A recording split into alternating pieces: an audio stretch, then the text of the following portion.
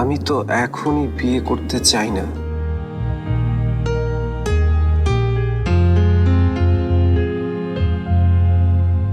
আমার তো ঘুরে ফিরে ওই একজনকেই ভালো লাগে, তোমাকে জবা।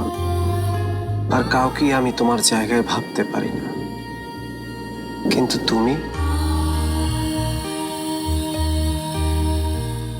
তুমি তো কিছুই বলো না।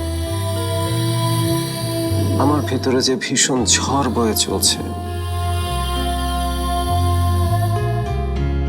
তার একটু বাতাসও কি তোমাকে গিয়ে স্পর্শ করে না?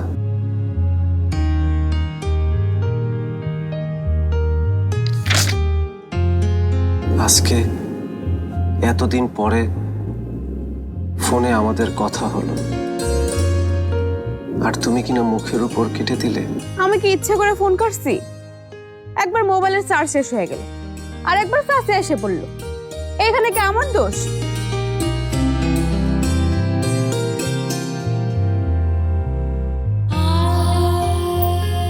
তুই ক,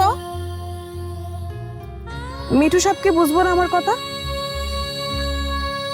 আমার যে খারাপ লাগতেছে তার সাথে অমন কইরা এইটা কি সে বুঝবো না? খারাপ লাগছে, খুব খারাপ লাগছে। আর বেশি দিন হাতে নেই। বড় খালা আসলে মা যেভাবেই হোক আমার বিয়ে দিবে। আমি কি করব? তাহলে কি আমার জীবনে জবার অধ্যায় শেষ, নাকি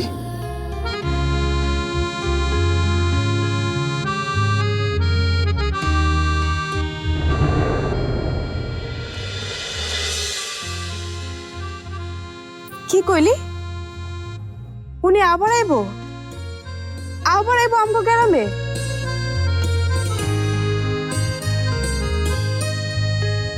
আইলে আইবো, তাতে আমার কি? ওনার জন্য কিছু করতে গেলে তো আমার দোষ হয়েছে।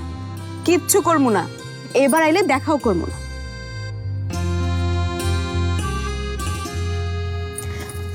আচ্ছা, তুই সত্যি কথা কইতেছিস তো? উনি কি সত্যি আইবো?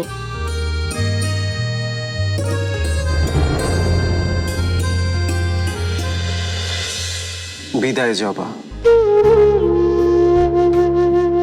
তোমার সাথে হয়তো আর কখনোই দেখা হবে না। ভালো থেকো, ভালোবেসে না হোক, ঘৃণা করে হলেও আমার কথা মনে রেখো। তবর কথা যদি সত্য হয়, উনি যদি সত্যই আবার আহে, তাইলে আমি আর উনার লগে খারাপ ব্যবহার করুন। দেখিস